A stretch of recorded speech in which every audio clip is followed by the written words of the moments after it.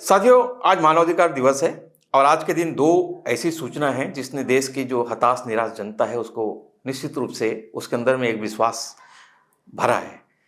और ये विश्वास भरा है इसलिए कि विश्वास निश्चित रूप से मन से खाली हो चुका था।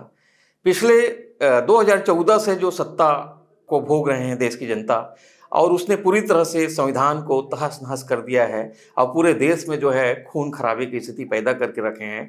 पूरी तरह से न्यायपालिका को कब्जे में कर लिए हैं, चुनाव आयोग को कब्जा में करके रखे हैं। उसके बाद निश्चित रूप से जनता में एक हताशा तो फैलना था।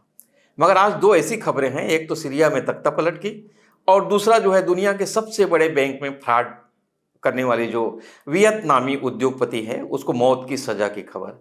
तो दोनों से थोड़ा-सा देश की जनता को के अंदर में एक आशा पैदा हुआ है। हम आपको आज व्यवस्थित ढंग से विस्तृत रूप से इस खबर के बारे में बताते हैं।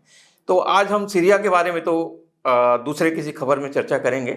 सबसे पहले हम दुनिया के सबसे बड़े जो बैंक फ्रॉड है, वियतनामी उद्योगपति को जो मौत की सज़ा का मामला क्या है, उसके बारे में आज चर्चा करते हैं। तो दुनिया के सबसे बड़े जो बैंक धोखाधड़ी का मामला है, वियतनामी प्रॉपर्टी ट्राइकुल ट्रोमिलान को अपनी मौत की सज़ा के खिलाफ दी गई अपील में हार मिल चुकी है और अब 68 साल की ये जो महिला उद्योगपति हैं, अब अपनी ज़िंदगी की लड़ाई लड़ रही हैं, क्योंकि वियतनाम के कानून के मुताबिक अगर वो किए गए धोखे में से 75% की रकम अगर जल्दी नहीं लौटा देते हैं, सज़ा की तिथि के पहले अगर नहीं लौटाते हैं, तो मौत की सज़ा उनकी निश्चित है। नहीं तो आजीवन कारावास में बदल जाएगा, मतलब छूट नहीं पाएंगी।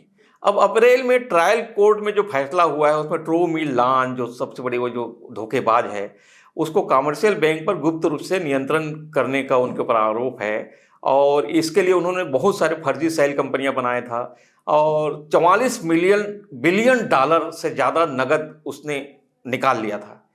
अभियोजकों को कहना है कि 27 अरब डॉलर का दुरुपयोग किया गया था और 12 अरब डॉलर का गबन माना गया था।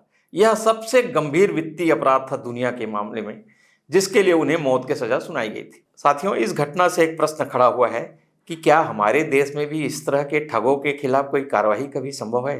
हालांकि यह निकट भविष्य में संभव नहीं लगता, क्योंकि अभी तो वर्तमान सत्ता ऐसे ही बड़े बड़े ठगों के साथ खड़ी दिख रही है। मगर लोकतंत्र पर विश्वास करने वाले जो देश की जनता है, उनके अंदर फिर से उम्मीद जगी है कि आज नहीं तो कल दिन तो बदलेगा, फिर लोकतंत्र कायम होगा और अन्य जो सत्ता लोभी और ठगों के गठबंधन से जो देश की संपत्ति को लूटा जा रहा है, जनता से बेहिसाब लूट किया जा रहा है, जो बड़े उद्योगपतियों का ऋण माफ करके उनके ऋण को देश की जनता पे थोपा जा रहा है, तो इस पे एक कार्यवाही की उम्मीद जगी है।